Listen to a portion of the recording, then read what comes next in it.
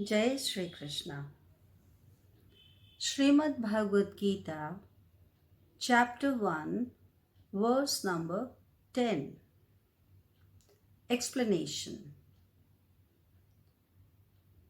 In our last video, we had understood the explanation of verse number 1, Chapter 1 from Shrimad Bhagwad Geeta, in which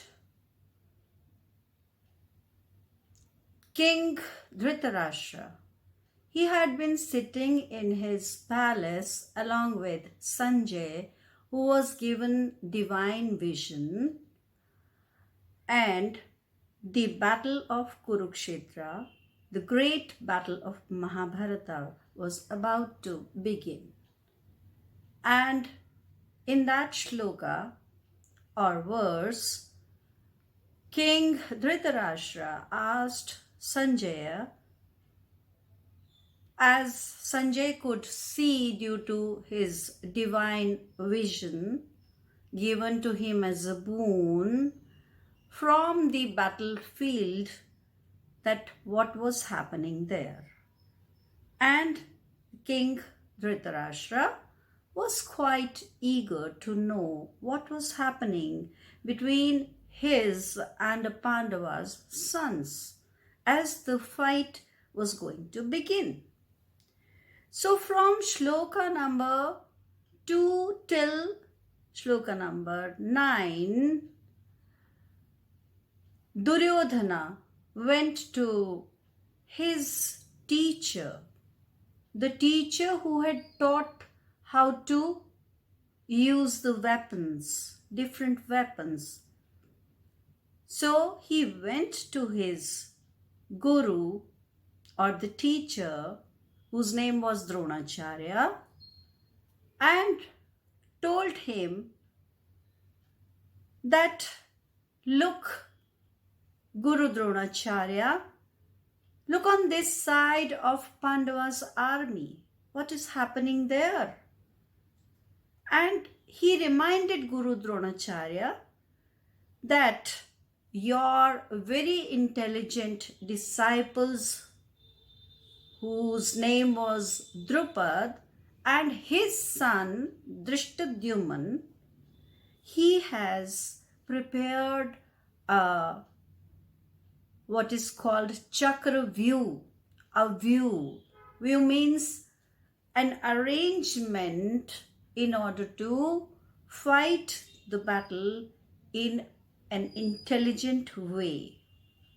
So then he said that, Guru Dronacharya, look towards the Pandavas' army and just see that your very intelligent disciple or student Drupad is there, who is a great warrior.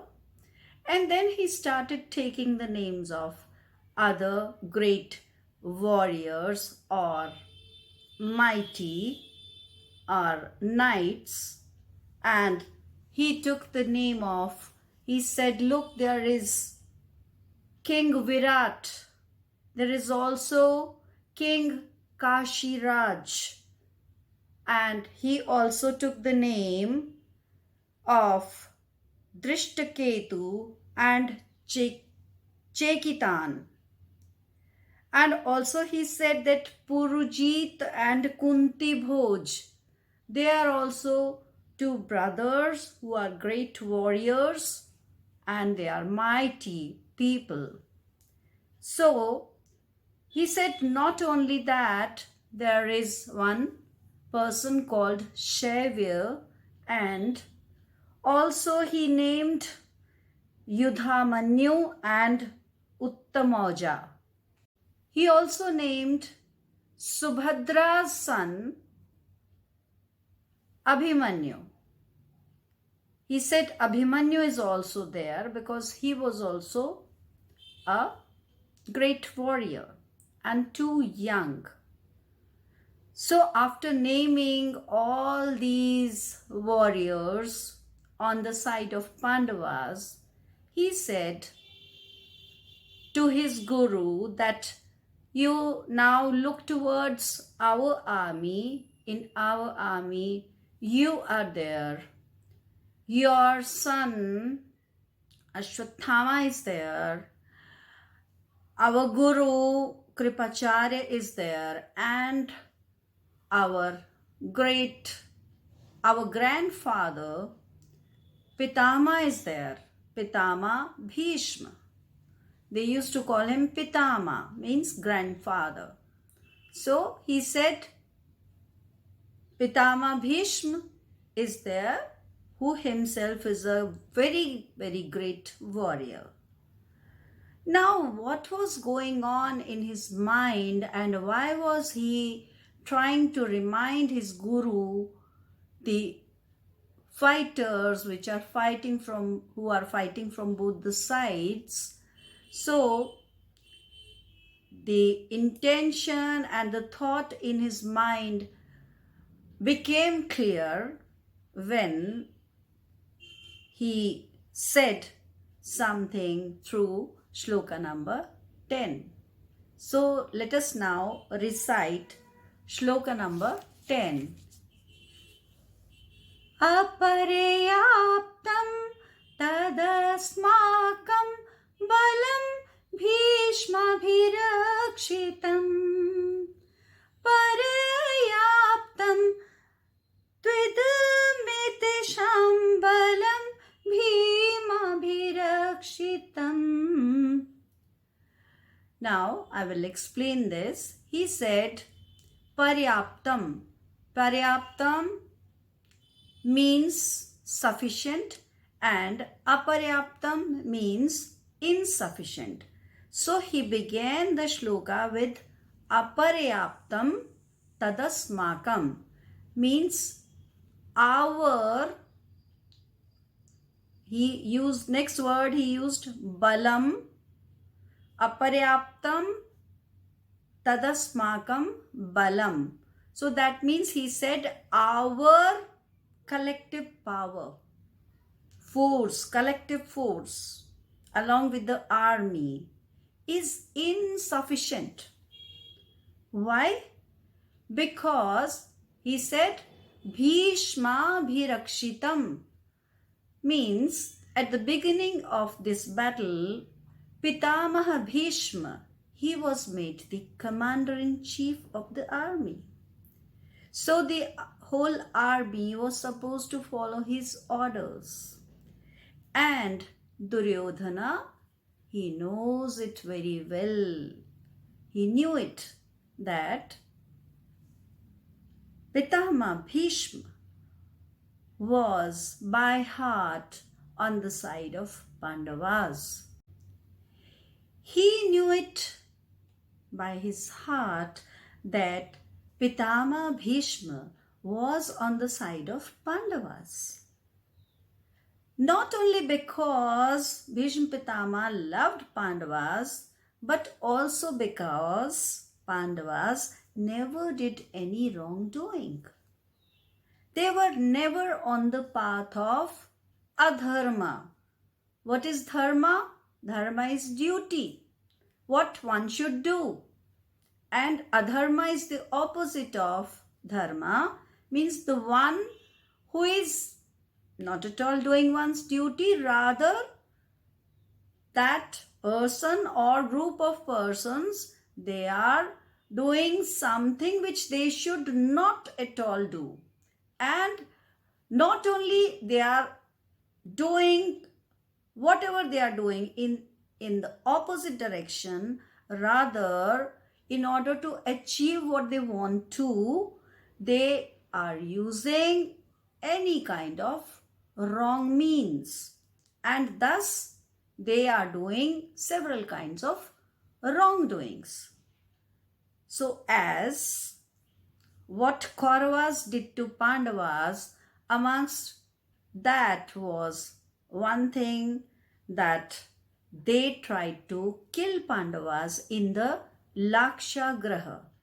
What is Lakshagraha? Lakshagraha means a home made of a wax, so that if it catches little fire, it will burn and then all the Pandavas would have died. But they were saved. But the attempt from Kaurava's sides was there. Then another attempt which they made upon Pandavas was to invite them for playing chess. And what was the intention? The intention was that Pandavas were given a place called Hastinapur. And this Duryodhana and Dhritarashtra, they wanted it back from Pandavas. And therefore, Duryodhana invited Yudhishthir to play chess with him. And very cleverly, as he knew that his uncle Shakuni was expert in playing chess, so on his behalf, in reality, his uncle Shakuni played with Yudhishthir. So the game was between Duryodhana and Yudhishthir, but from Duryodhana's side, his uncle Shakuni played the game. And thus, they achieved what they wanted to. They wanted Hastinapur back from them, and they succeeded in it. And not only that, during that game, the daughter-in-law of the royal family, who was the wife of Pandavas, even she was not only insulted, but she was tried to be raped in front of everyone. And this king Dhritarashtra, who was the father of Duryodhana, he remained silent. He kept mum. He did not speak even a word. He did not ask his son not to do any kind of wrongdoing.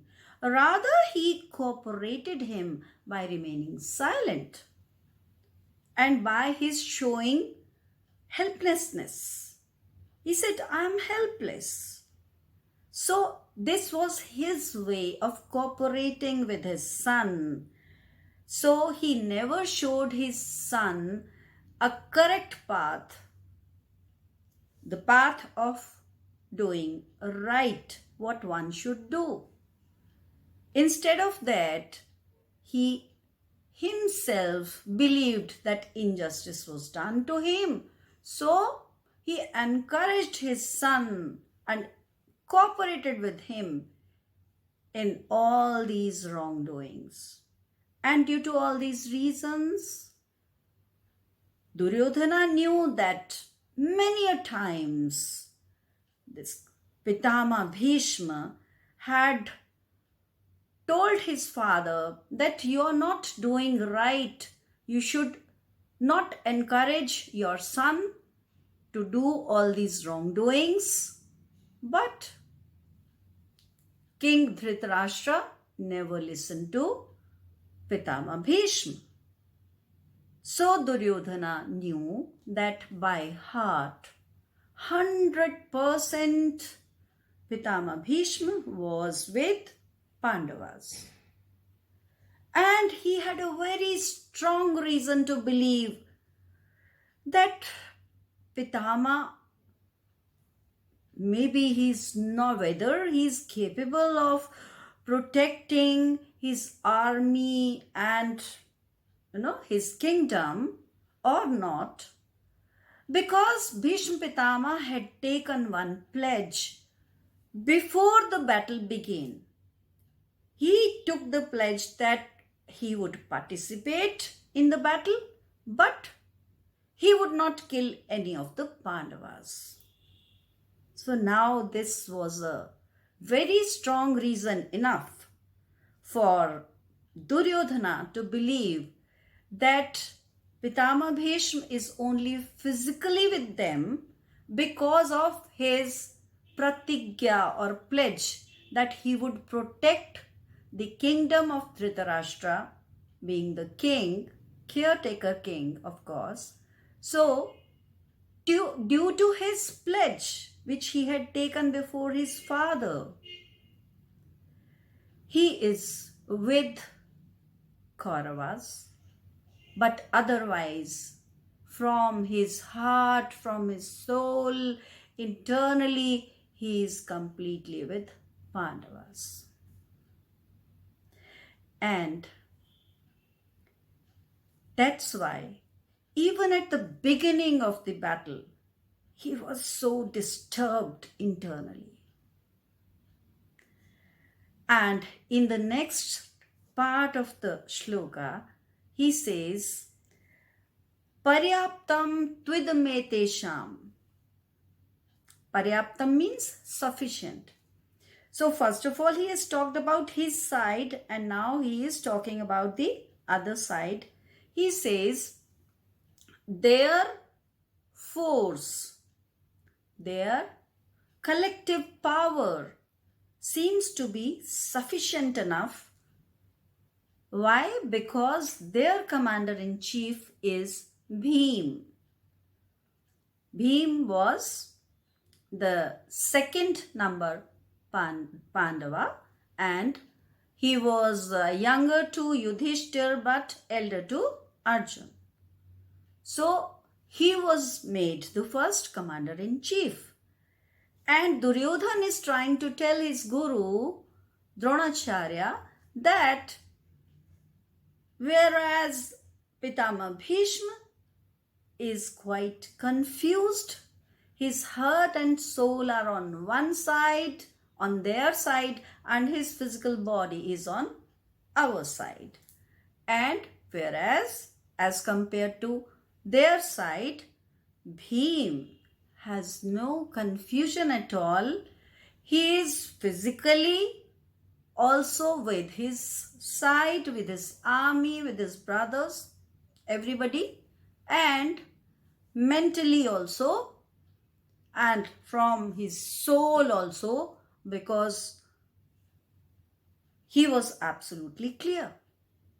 So, just at the beginning of the battle, he is conveying this to his guru, Dronacharya.